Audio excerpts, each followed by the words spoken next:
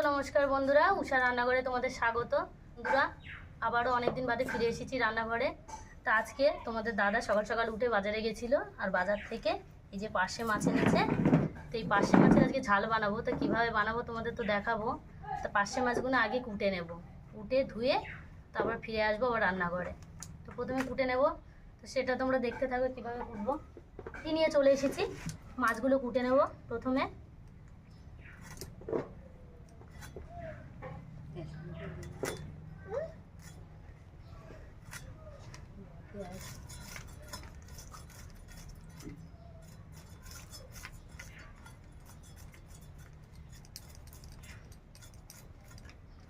তো বন্ধুরা, এই পার্শে মাছের স্বাদ ভীষণ ভালো, খেতেও খুব ভালো লাগে। যেভাবেই রাঁধো না কেন খেতে ভীষণ মজা লাগে।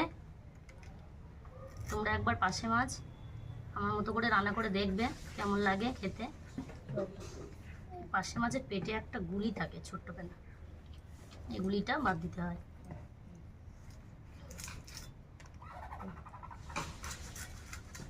এইভাবে পার্শে মাছটা কেটে নেব সবগুলো। তো চলে এসেছি বন্ধুরা মাছটা ধুয়ে। দেখো বন্ধুরা, মাছটা কত সুন্দর, একদম রূপোর মতো চকচক করছে, একদম টাটকা মাছ। তো মাছটা আমার ধুয়ে পরিষ্কার করে নিয়ে চলে এসেছি রান্নাঘরে। তো মাছটা একটু লবণ আর হলুদ মাখিয়ে নেব। দিলাম 1 চামচ লবণ দিয়ে দিলাম, দিয়ে মাছটা ভালো করে মাখিয়ে নেব।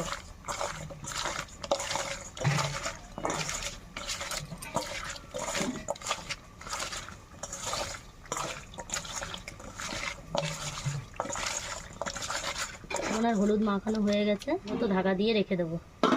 তো বন্ধুরা, এখানে আমি কিছু মশলা বেটে নেব, তো সেগুলো তোমাদের দেখাবো। তো এখানে আমি সর্ষে নিয়েছি 2 চামচ মতো। তো সর্ষেটা প্রথম বেটে নেব।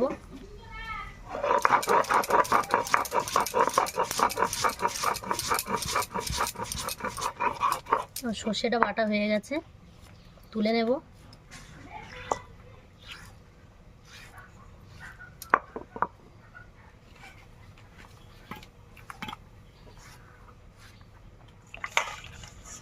এখানে বেশ 5-6টা মতো শুকনো লঙ্কা নিয়েছি, বেটে নেব।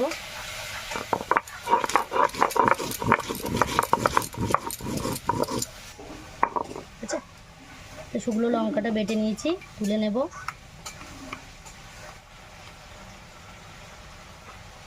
এখানে আদা রসুন নিয়েছি, বেটে নেব।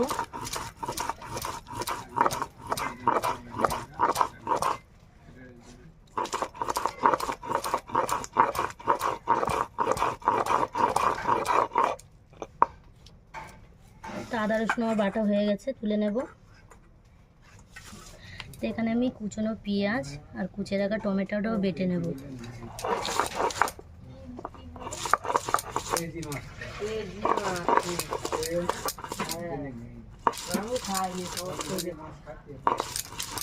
আমার এখানে পেঁয়াজ আর টমেটোটা বেটে নিয়েছি।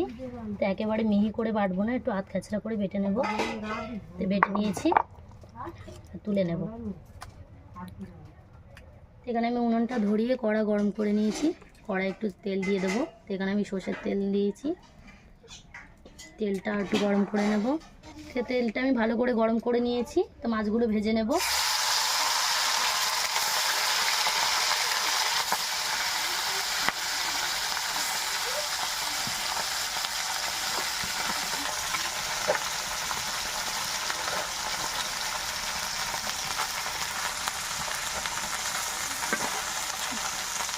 মাছগুলো ভেজে নিয়েছি, তুলে নেব।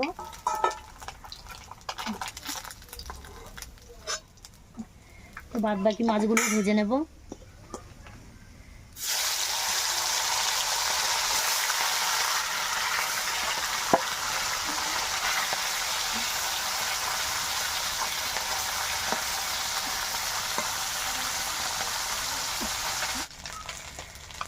তো মাছগুলো আমার ভাজা হয়ে গেছে, তুলে নেব।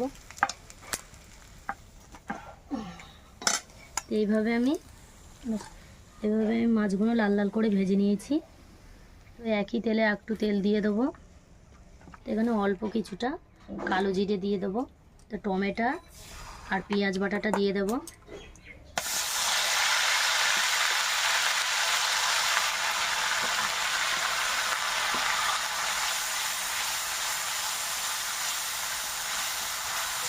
তো পেঁয়াজ আর টমেটোটা একটু ভাজা ভাজা করে নিয়েছি, এখানে আদা রসুন বাটাটা দিয়ে দেবো।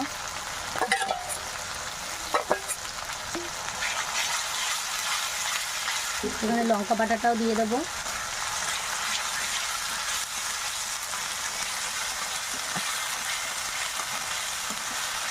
বন্ধুরা এখানে আমি সর্ষেটা একটু জল দিয়ে ভালো করে গুলে নেব হাত দিয়ে। এর উপরে দিয়ে দেব।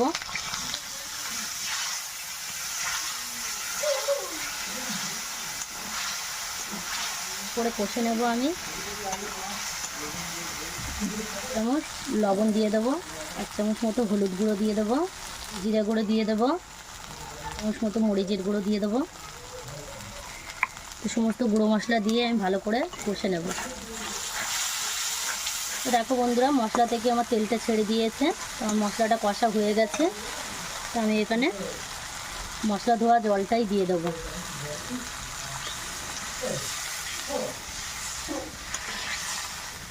একটু ফুটে যাওয়া অবধি আমি অপেক্ষা করব। এখানে আমার ঝোলটা ফুটে গেছে, তো এখানে ভেজে রাখা মাছগুলো দিয়ে দেব।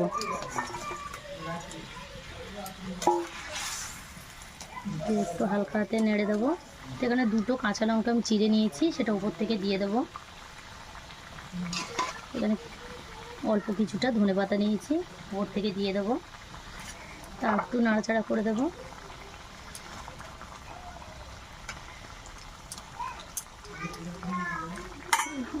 আমার মাছের ঝালটা হয়ে গেছে, এবার আমি নামিয়ে ফেলবো। তো দেখো বন্ধুরা এখানে আমার পার্শে মাছের ঝালটা বানানো তৈরি। তো কত সুন্দর দেখতে লাগছে মাছের ঝালটা। চলে এসেছি বন্ধুরা গরম গরম ভাত নিয়ে আর পার্শে মাছের ঝাল নিয়ে। তো খেয়ে দেখি কেমন হয়েছে।